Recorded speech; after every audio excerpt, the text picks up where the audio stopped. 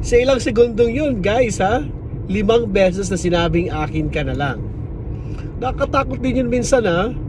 Isipin natin na ang nagmamahal sa'yo, ganun na lang siya ka-possessive, ano ba?